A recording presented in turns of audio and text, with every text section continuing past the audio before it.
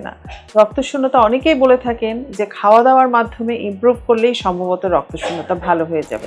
Post menopausal women বা পুরুষ মানুষ তাদের যদি রক্তশূন্যতা হয় তাহলে এটিকে কোনোভাবেই হালকাভাবে নেওয়া যাবে না।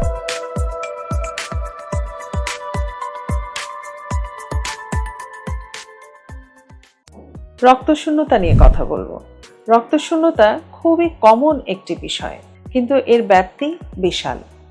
যেমন একটু আগেই যে রোগীটি দেখছিলাম, সাধারণ একটি রক্তশূন্যতার জন্য অন্য একজন চিকিৎসক আমার কাছে পাঠিয়েছেন, অথচ তার রক্ত পরীক্ষা করে দেখা গেল তার ব্লাডে এমন একটি বিষয় আছে যেটি মনে হচ্ছে যে ক্যান্সারের জন্য সন্দেহজনক।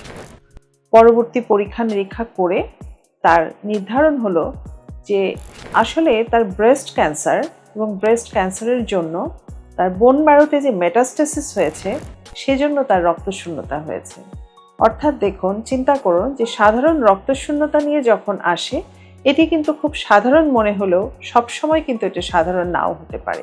রক্তশূন্যতা নারী এবং শিশুদের জন্য খুব সাধারণ মনে হলেও আসলে পোস্ট মেনোপজাল ওমেন বা পুরুষ মানুষ তাদের যদি রক্তশূন্যতা হয় তাহলে এটিকে কোনোভাবেই হালকাভাবে নেওয়া যাবে না।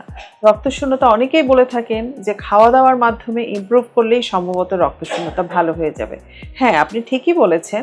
কখনো কখনো মাইক্রোমিনারেল, আয়রন, ভিটামিন এগুলোর অভাবে যদি রক্তশূন্যতা হয়ে থাকে তাহলে আপনাকে খাদ্যাভ্যাস অবশ্যই উন্নত করতে হবে, এবং সুষম খাদ্যের মাধ্যমে আপনি কিছুটা হলেও রক্তের ঘাটতি পূরণ করতে পারবেন। কিন্তু তাই বলে শুধু এখানেই থেমে থাকলে হবে না। অবশ্যই আপনি একজন বিশেষজ্ঞ চিকিৎসকের পরামর্শ নিন, যাতে করে আপনার রক্তশূন্যতার সুনির্দিষ্ট কারণ উদ্ঘাটন করা হয় এবং সেই অনুযায়ী যেন আপনার চিকিৎসা হয়। ধন্যবাদ।